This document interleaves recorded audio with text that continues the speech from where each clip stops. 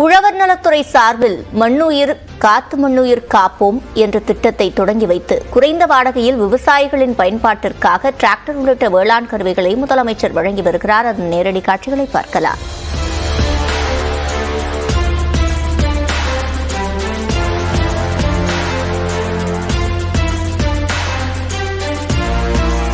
அபினேஷ், இந்த திட்டம் தொடர்பான முழுமையான விவரங்கள். சிவரஞ்சனி, இன்றைக்கு தலைமைச் செயலகத்தில் தமிழ்நாடு முதலமைச்சர் மு.க.ஸ்டாலின் நுழைவாயில் அருகே வேளாண்மை மற்றும் உழவர் நலத்துறை சார்பில் மண்ணுயிர் காத்த மண்ணுயிர் காப்போம் என்கிற திட்டத்தை தொடங்கி வைத்து வேளாண்மை பொறியியல் துறை சார்பில் குறைந்த வாடகையில விவசாயிகளின் பயன்பாட்டிற்காக டிராக்டர்கள் மற்றும் கலப்பைகள் மற்றும் ரோட்டுவேட்டர்களை வழங்கியிருக்கிறார். குறிப்பாக கிராமப்புற இளைஞர்களுக்கு இந்த டிராக்டர் இயக்குவதற்கு பயிற்சி அளித்திருவதற்கான டிராக்டர்களை கொடி அசைத்து முதலமைச்சர் மு.க.ஸ்டாலின் தலைமைச் செயலகத்தில் தொடங்கி வைத்தார். இதன் மூலமாக ஏராளமான விவசாயிகள் நேரடியாக பயன்பெறுவாங்க. குறிப்பாக இந்த விவசாய பயன்பாட்டுக்காக குறைந்த வாடகையில டிராக்டர்களை வழங்குவதற்காகவும் டிராக்டருடைய பயிற்சிக்காகவும் இளைஞர்களுக்கு பயிற்சி வழங்கக்கூடியதையும் இதன் மூலமாக பயன்படுறாங்க. அந்த திட்டத்தை இன்றைக்கு முதலமைச்சர் மு.க.ஸ்டாலின் கொடியசைத்து துவக்கி வைத்தார். மண்ணுயிர் காத்து மண்ணுயிர் காப்போம் எனும் திட்டத்தை தற்போது முதலமைச்சர் மு.க.ஸ்டாலின் தொடங்கி வைத்திருக்கிறார். இதன் மூலமாக ஏராளமான விவசாயிகள் பயன்பெற உள்ளனர். இது தொடர்பான விவரங்களை வழங்கியமைக்கு நன்றி அபினேஷ்.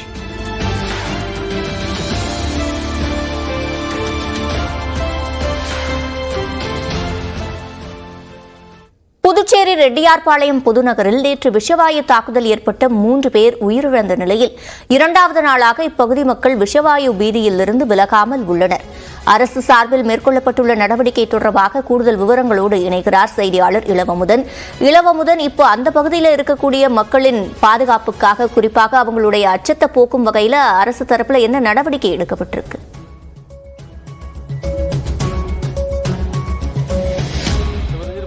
பகுதியில் தான் நம்ம இருக்கிறோம். 2வது நாளாக இந்த பகுதியில் மக்கள் சோகத்துடன் பீதியுடன் காணப்படுகிறார்கள்.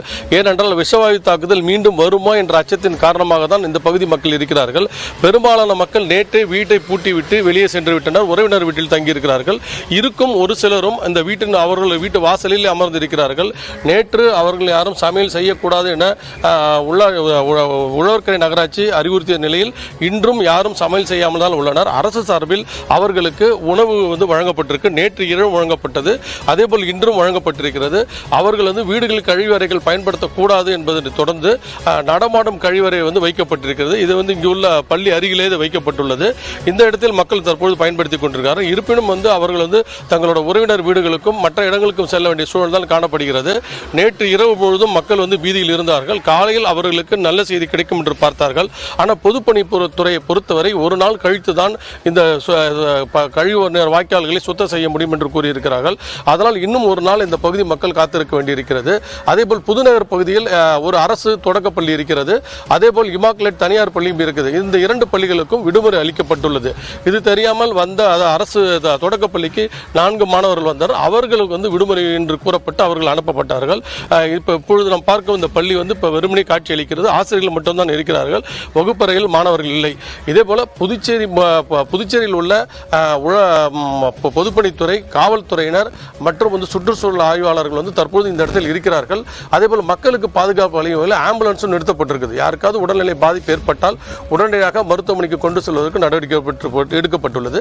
3 பேர் மட்டுமே தற்போது உயிரிழந்திருக்கிறார்கள். அரசு மருத்துவமனை சிகிச்சை பெறும் 2வரும் உடல் நலத்துடன் இருப்பதாக சுகாதாரத்துறை நம்மிடம் தெரிவித்திருக்கிறார்கள். சிவரஞ்சனி, விவரங்களை வழங்கியமைக்கு நன்றி இளவமுதன்.